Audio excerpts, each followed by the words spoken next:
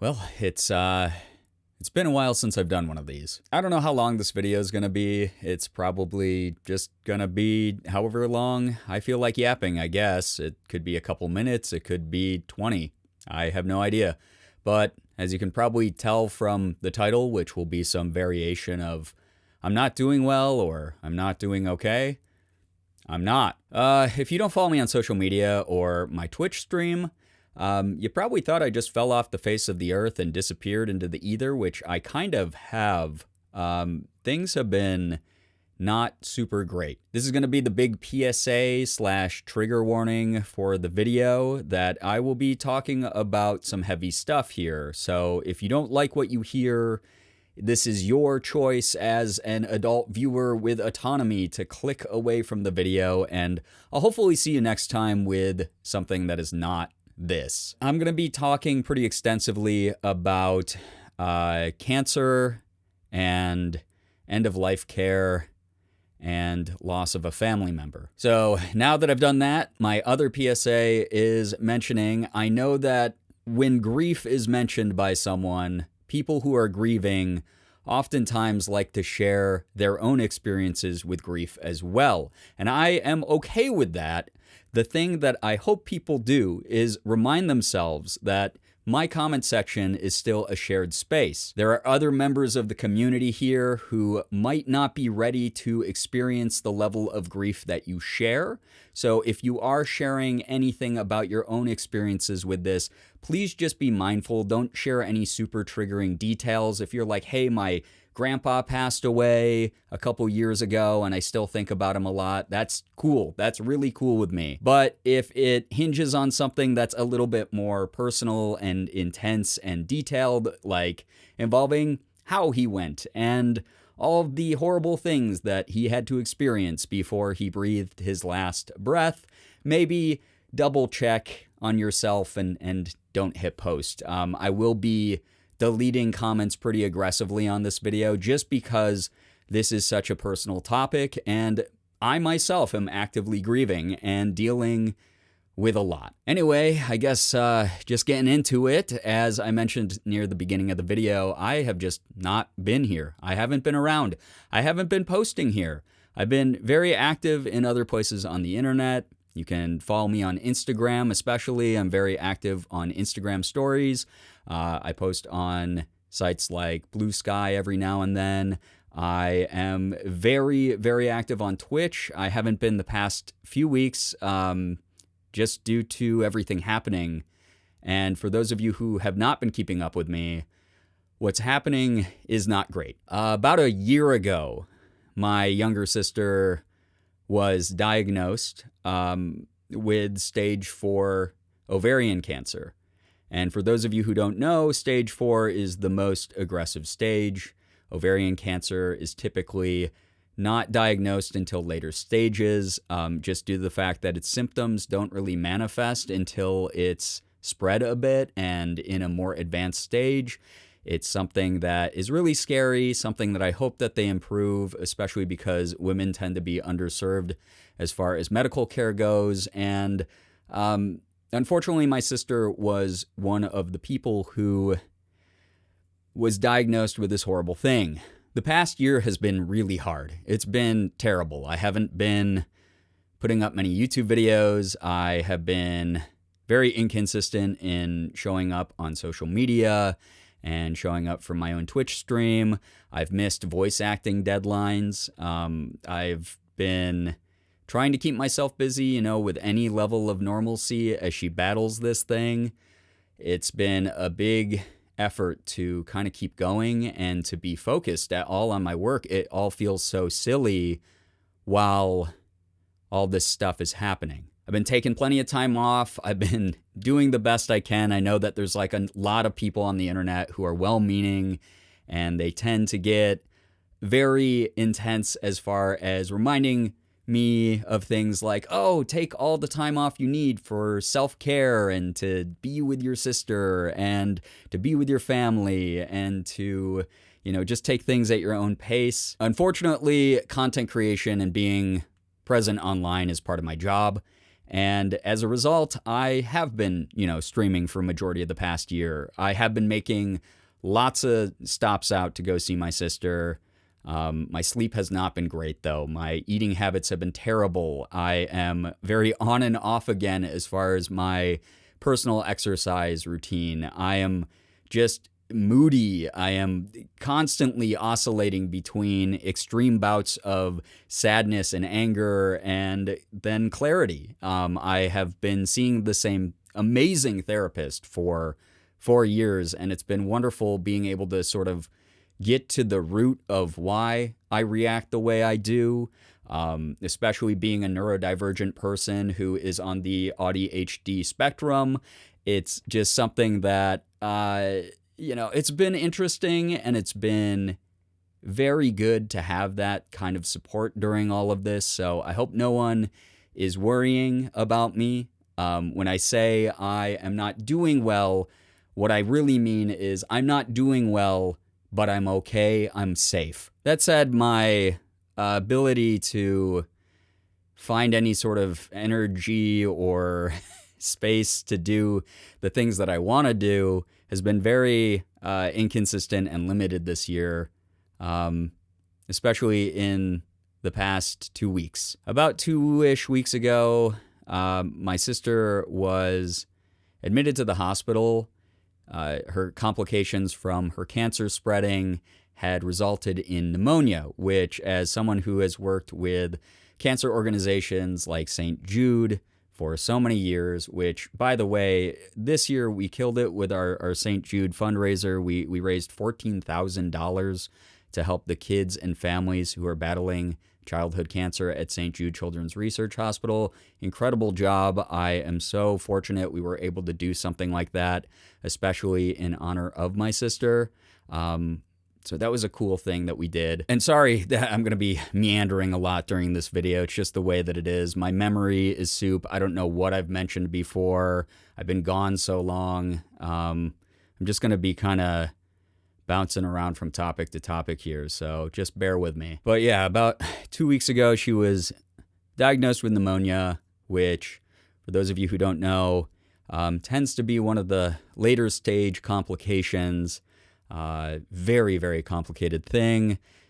Basically, by the point you get it in your cancer treatment, the cancer treatment itself with chemo and other drug approaches and other methods has reduced your immune system to basically a shell of what it used to be. It's very hard for your body to fight off anything from pneumonia to the common cold, and you become very immunocompromised. A lot of the treatment that they were giving her in the hospital ended up being quite ineffective. And because of that, medical staff, after trying their best, deemed my sister ineligible for further care. As a result, with her being deemed ineligible for further care,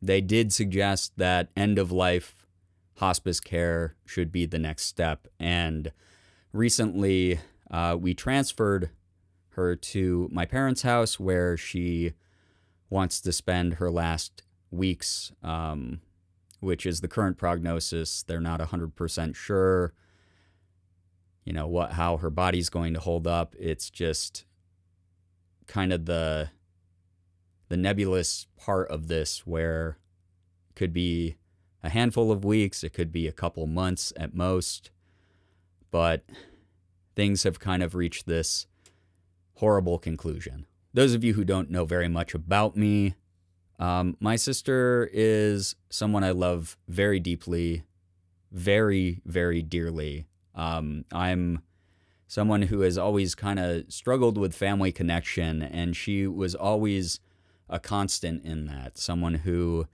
I've been able to share so many moments with. I mean, when you grow up in the same house with someone as a sibling, that's just your life, That's just one of your people. I'm not super close to a lot of my family. I am someone who took a lot of comfort and joy in especially knowing her once we became adults. You know, when you're a kid, you bicker and you fight and you don't get along with your siblings. And then you grow up, and in my case, I moved away when I was 18. And I remember the first week I was away, going to college, going on adventures, trying to figure myself out. I got an email from my sister that ended with, "I miss you." And it was in that moment that her and I started to heal whatever weird juvenile relationship we had had previously as siblings who fought like cat and dogs. We did so much to try to form an adult relationship of love and support and encouragement towards each other. And especially in the past few years, it really meant so much to me. And now, with it being kind of ripped away, things are hard. I haven't been able to concentrate on the things that I want to do. Again, we raised $14,000 for St. Jude Children's Research Hospital back in May. I'm still doing voice acting and landing auditions and roles. I have an amazing, amazing relationship with my partner, Morgan, still. We are there for each other through all of this and then some. Her content career has been taking off a lot recently as well. And I'm just so proud of her all the time.